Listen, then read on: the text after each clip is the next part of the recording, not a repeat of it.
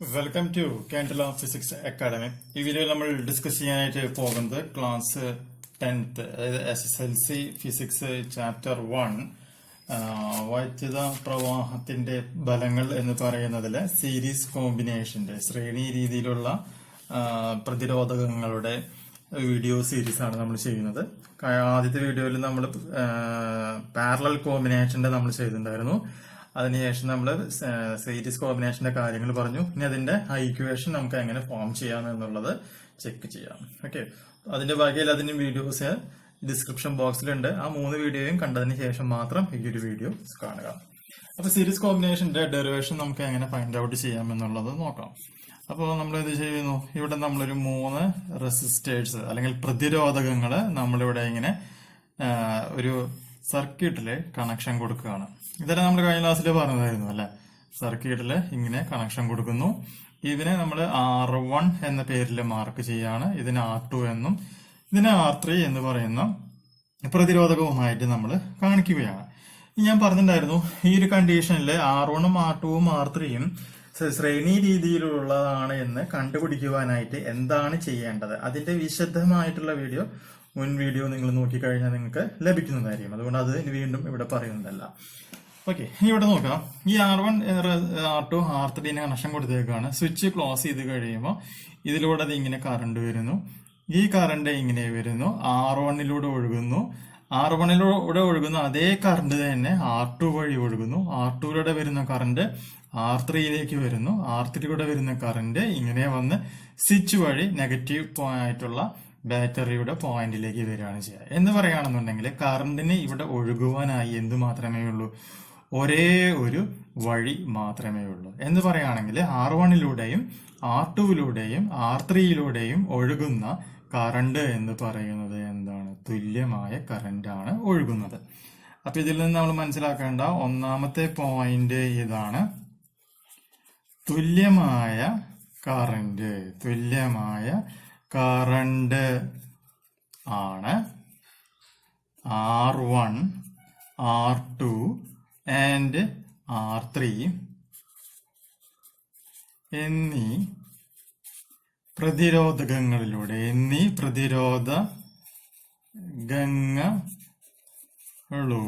ഒഴുകുന്നത്.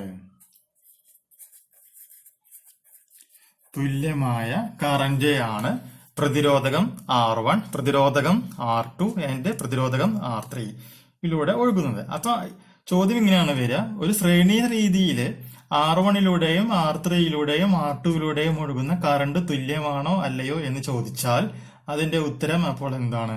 തുല്യമാണ് എന്നാണ് നമുക്കിവിടെ പറയുവാനായി സാധിക്കുക. മനസ്സിലായില്ലേ? അങ്ങനെയാണെന്നുണ്ടെങ്കിൽ ഇവിടെ നോക്കൂ, R1ഉം R2ഉം R3യും എന്താണ്? വ്യത്യസ്തമായ പ്രതിരോധകങ്ങളാണ്. അപ്പൊ R1ലൂടെ ഒഴുകുന്ന കറണ്ട് I, R2ലൂടെ ഒഴുകുന്ന കറണ്ട് I, R3ലൂടെ ഒഴുകുന്ന കറണ്ട് I.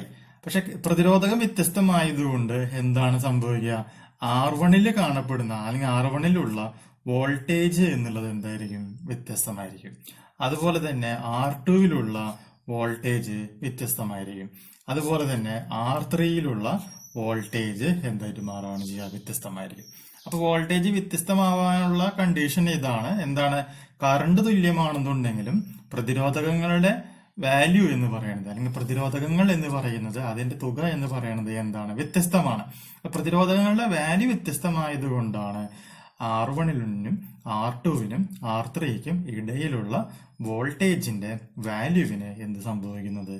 വ്യത്യാസം സംഭവിക്കുന്നത്. ഓക്കെ, അങ്ങനെയാണ് എന്നുണ്ടെങ്കിൽ ഈ 3 വോൾട്ടേജുകളുടെയും തുക എന്ന് പറയുന്നത് നമ്മൾ ഇവിടെ കൊടുക്കുന്ന ടോട്ടൽ വോൾട്ടേജിന്റെ അല്ലെങ്കിൽ ആകെ കൊടുക്കുന്ന ഈ ബാറ്ററിയുടെ വോൾട്ടേജിന് തുല്യം ആയിരിക്കും. അതായത് ഈ V1 plus V2 plus V3 എന്ന് പറഞ്ഞാൽ അത് എന്തിനു തുല്യമായിട്ട് മാറാണ് ചെയ്യുക? Vക്ക് തുല്യമായിട്ട് മാറും. അപ്പൊ രണ്ടാമത്തെ പോയിന്റ് അപ്പൊ ഇതാണ്, V voltage equal to V1 plus V2 plus V3 എന്ന പേരിലാണ് എഴുതുന്നത്. ഇങ്ങനെ നമുക്ക് എഴുതുവാനായിട്ടുള്ള കാരണം അല്ലെങ്കിൽ വ്യത്യസ്തമായുള്ള കാരണം എന്താണ്? പ്രതിരോധകങ്ങൾ വ്യത്യസ്തമാണ്. പ്രതിരോധങ്ങൾ വ്യത്യസ്തമായതുകൊണ്ടാണ് പ്രതിരോധകങ്ങൾക്ക് ഇടയിലുള്ള വോൾട്ടേജിന്റെ വാല്യൂവും എന്തായിട്ട് മാറുന്നത്, വ്യത്യാസം ആവാനായിട്ടുള്ള കാരണം. അങ്ങനെയാണ് V equal to V1 plus V2 plus V3 എന്ന് പറയുന്ന ഈക്വേഷൻ ഫോം ചെയ്യുന്നത്. ഇനി നമുക്കറിയാവുന്ന കണ്ടീഷൻ ഓംസ് ലോ അറിയാം. ഓംസ് ലോ അനുസരിച്ച് voltage V equal to I into R എന്ന് നമുക്ക് എഴുതുവാനായിട്ട് സാധിക്കും. അങ്ങനെയാണ് എന്നുണ്ടെങ്കിൽ V1 ഈക്വൽ ടു, ഇതാണല്ലോ V1 ഈക്വൽ ടു എന്ത് പറയാം, I ഇൻറ്റു R1. ഒരിക്കലും I1 ഇൻറ്റു R1 എന്ന് എഴുതാൻ പാടില്ല. എന്താണ് എഴുതേണ്ടത്, I ഇൻറ്റു R1 എന്ന് എഴുതുന്നു. അതുപോലെ തന്നെ V2 എന്ന് പറയുകയാണെങ്കിൽ അത് എത്രയായിട്ട് മാറും, I ഇൻറ്റു R2. V3 എന്ന് എഴുതാനുള്ള കാരണം എത്ര വരും, V3 equal to I into R3 എന്ന് നമ്മൾ എഴുതുന്നു. അപ്പൊ ഇവിടെ കറണ്ട് എല്ലാം തുല്യമാണ് എന്നുള്ളതാണ് ഇവിടുത്തെ ഏറ്റവും പ്രധാനപ്പെട്ട ഘടകം. അപ്പൊ കറണ്ട് എന്ന് പറയുന്നത് ശ്രേണി രീതിയിൽ എന്തായിട്ട് മാറാണ് ചെയ്യുക, തുല്യമായി മാറുന്നു. പ്രതിരോധകങ്ങളുടെ തുക വ്യത്യസ്തമായതുകൊണ്ട് അതിന് ഇൻബിറ്റ്വീൻ ആയിട്ട് വരുന്ന അല്ലെങ്കിൽ അതിന് ഇടയ്ക്ക് വരുന്ന വോൾട്ടേജിന്റെ വാല്യൂവിനും എന്താണ് സംഭവിക്കുക, മാറ്റം സംഭവിക്കും. ഈ 5 വാല്യൂസും ഈ 4 വാല്യൂസും എന്ത് ചെയ്യുക, ഈ സമവാക്യത്തിലേക്ക് കൊണ്ടുവന്ന് ഇടുക. അപ്പൊ വിയുടെ സ്ഥാനത്ത് നമ്മൾ എന്ത് എഴുതുക, I ഇൻറ്റു R എന്ന് എഴുതുക. V1ന്റെ സ്ഥാനത്ത് എന്ത് എഴുതുക, I ഇൻറ്റു R1 എന്ന് എഴുതുക. V2ന്റെ സ്ഥാനത്ത് എന്ത് എഴുതുക, I ഇൻറ്റു R2 എന്ന് എഴുതുക. V3യുടെ സ്ഥാനത്ത് എന്ത് എഴുതുക, I ഇൻറ്റു R3 എന്ന് എഴുതുക. ഇനി ഇതിന് R എന്ന് എഴുതാം, അല്ലെങ്കിൽ R ഈക്വാലന്റ്, അങ്ങനെ വേണമെങ്കിലും എഴുതാം. നിങ്ങൾ R എന്ന് എഴുതിയാലും കുഴപ്പമൊന്നുമില്ല, R എന്ന് എഴുതാം, അല്ലെങ്കിൽ R EQ, നമുക്ക് R തന്നെ എഴുതി വെച്ചാൽ മതി. Then I R equal to I എന്താണ് ഇവിടുത്തെ കോമൺ അല്ലെങ്കിൽ പൊതുവായ ഘടകമായതുകൊണ്ട് I1 പുറത്തേക്ക് എടുക്കുകയാണ്. So I1 into R1 plus R2 plus R3 എന്ന് നമ്മൾ എഴുതുന്നു. ഇവിടെ I ഉണ്ട്, ഇവിടെ I ഉണ്ട്. നമ്മൾ എന്ത് ചെയ്യാണ്, അതിനെ വെട്ടിക്കളയാണ്. വെട്ടിക്കളയുമ്പോൾ R ഈസ് ഈക്വൽ ടു എന്തായിട്ട് മാറും, R1 plus R2 plus R3 എന്ന പേരിൽ നമുക്ക് എഴുതുവാനായിട്ട് സാധിക്കും. ഇങ്ങനെയാണ് ശ്രേണി രീതിയിലുള്ള പ്രതിരോധകം കണ്ടെത്തുവാനായിട്ടുള്ള നമ്മുടെ ടെക്നോളജി. അപ്പോൾ പ്രതിരോധകം കണ്ടെത്തുന്ന സമയത്ത് നിങ്ങൾ എന്തൊക്കെ ശ്രദ്ധിക്കണം, ഈ R1 എന്ന് പറയുന്ന റെസിസ്റ്ററിന്റെ ഈ 2 കാലുകള് രണ്ടും ഒരേപോലെ സംഭവിക്കുന്നു. നേരിട്ട് വോൾട്ടേജ് സോഴ്സിലേക്ക് വരികയാണ് എന്നുണ്ടെങ്കിലാണ് അത് പാരലൽ കോമ്പിനേഷൻ ആയിട്ട് വരുള്ളൂ. നേരിട്ടല്ലാതെ ഏതെങ്കിലും ഒരു ടെർമിനലെങ്കിലും നേരിട്ടല്ലാതെ R1 വോൾട്ടേജിലേക്ക് വന്നിട്ടില്ല എന്നുണ്ടെങ്കിൽ ആ ഒരു R1 അല്ലെങ്കിൽ ആ ഒരു റെസിസ്റ്റർ എന്ന് പറയുന്നത് സീരീസ് കോമ്പിനേഷനിലായിരിക്കും കണക്ഷൻ കൊടുത്തിട്ടുണ്ടാവുക. അത് ഒന്നാമത്തെ പോയിന്റ്. രണ്ടാമത്തെ പോയിന്റ്, സീരീസ് കോമ്പിനേഷനിലാണെങ്കിൽ എല്ലാ റെസിസ്റ്ററിലൂടെയും അല്ലെങ്കിൽ എല്ലാ പ്രതിരോധകത്തിലൂടെയും ഒഴുകുന്ന കറണ്ട് എന്ന് പറയുന്നത് തുല്യമായിരിക്കും.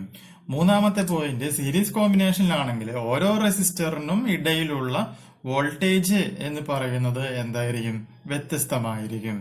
നാലാമത്തെ പോയിന്റ്, ഈ വ്യത്യസ്തമായിട്ടുള്ള ഓരോ പ്രതിരോധകത്തിനും ഇടയിലുള്ള വ്യത്യസ്തമായ വോൾട്ടേജുകളുടെ ആകെ തുക എന്ന് പറയുന്നത് നമ്മൾ ഇവിടെ കൊടുക്കുന്ന ബാറ്ററിയുടെ അല്ലെങ്കിൽ സെല്ലിന്റെ അല്ലെങ്കിൽ വോൾട്ടേജ് സോഴ്സിന്റെ തുകയ്ക്ക് തുല്യമായിട്ട് മാറും. അതുകൊണ്ടാണ് V equal to V1 plus V2 plus V3 എന്ന പേരിൽ മാർക്ക് ചെയ്യാനായിട്ടുള്ള കാരണം. Current തുല്യമായതുകൊണ്ടാണ് V1 equal to I1 R1 എന്ന് എഴുതുന്നതിന് പകരം നമ്മൾ എന്ത് എഴുതിയത്, V1 ഈക്വൽ ടു IR1 എന്നും അതുപോലെ V2 is equal to IR2 എന്നും V3 ഈക്വൽ ടു IR3 എന്ന പേരിലും എഴുതുവാനായിട്ടുള്ള പ്രധാനപ്പെട്ട കാരണം. കാര്യം മനസ്സിലായില്ലേ? ഈ എല്ലാ വാല്യൂസും നമ്മൾ എന്ത് ചെയ്യുന്നു, ഈ ഒരു ഇക്വേഷനിൽ കൊണ്ടുവന്ന് സബ്സ്റ്റിറ്റ്യൂട്ട് ചെയ്യാം. സബ്സ്റ്റിറ്റ്യൂട്ട് ചെയ്ത് വെട്ടിക്കളയുമ്പോൾ R is equal to R1 plus R2 plus R3 എന്ന പേരിൽ മാർക്ക് ചെയ്യാനായിട്ട് സാധിക്കുകയാണ് ചെയ്യുന്നത്. ഈ ഡെറിവേഷൻ നിങ്ങൾക്ക് പ്ലസ് ടുവിൽ മാത്രമല്ല, 10ാം ക്ലാസ്സിൽ മാത്രമല്ല പ്ലസ് ടുവിലും നിങ്ങൾക്ക് ഉപയോഗിക്കാം. നിങ്ങൾക്ക് ഏത് ക്ലാസ്സുകളിൽ വേണമെങ്കിലും ഈ ഒരു ഡെറിവേഷൻ ഉപയോഗിക്കാം. പ്ലസ് ടുവിലാകുമ്പോൾ ഈ മലയാളത്തിൽ എഴുതിയത് ഇംഗ്ലീഷിലേക്ക് എഴുതണം എന്നുള്ള വ്യത്യാസം മാത്രമേ ഉള്ളൂ. ഐഡിയ എന്ന് പറയുന്നത് വളരെ പെർഫെക്റ്റ് ആണ്. ഡിഗ്രി ലെവലിൽ വരെയുള്ള എല്ലാ പരീക്ഷയ്ക്കും ഈ ഒരു ഡെറിവേഷൻ ഉപയോഗിക്കുവാനായിട്ട് സാധിക്കുകയാണ് ചെയ്യുക. മനസ്സിലായല്ലോ? ഇനി നമുക്കൊരു വാട്സപ്പ് ഗ്രൂപ്പ് ഉണ്ട്. വാട്സപ്പ് ഗ്രൂപ്പിന്റെ നമ്പർ 79 94 97 14 19. നിങ്ങൾക്ക് ഈ നമ്പറിൽ സൗജന്യമായി ജോയിൻ ചെയ്യുകയാണ് എന്നുണ്ടെങ്കിൽ ഇതിന്റെ PDF നോട്ടുകളും ബാക്കിയുള്ള കാര്യങ്ങളും അവിടെ നിന്ന് നിങ്ങൾക്ക് ലഭിക്കുന്നതായിരിക്കും. ഓക്കെ, അപ്പൊ ഈ ഒരു വീഡിയോ നിങ്ങൾക്ക് ഉപകാരപ്രദമായിട്ടുണ്ട് എന്നുണ്ടെങ്കിലും തീർച്ചയായും നമ്മുടെ ചാനൽ ഒന്ന് സബ്സ്ക്രൈബ് ചെയ്യുക, തൊട്ടടുത്ത് കാണുന്ന ബെൽ ബട്ടൺ ഒന്ന് എനേബിൾ ചെയ്യുക. വീഡിയോ ഇഷ്ടപ്പെട്ട ലൈക്ക് അടിക്കുക, ഇഷ്ടമായില്ലെങ്കിൽ ഡിസ്ലൈക്ക് അടിക്കുക. എന്തെങ്കിലും സംശയങ്ങളുണ്ടെങ്കിൽ കമന്റ് ബോക്സിൽ കമന്റ് ചെയ്യുക. പുതിയൊരു വീഡിയോ ആയിട്ട് വീണ്ടും കാണാം. ബൈ.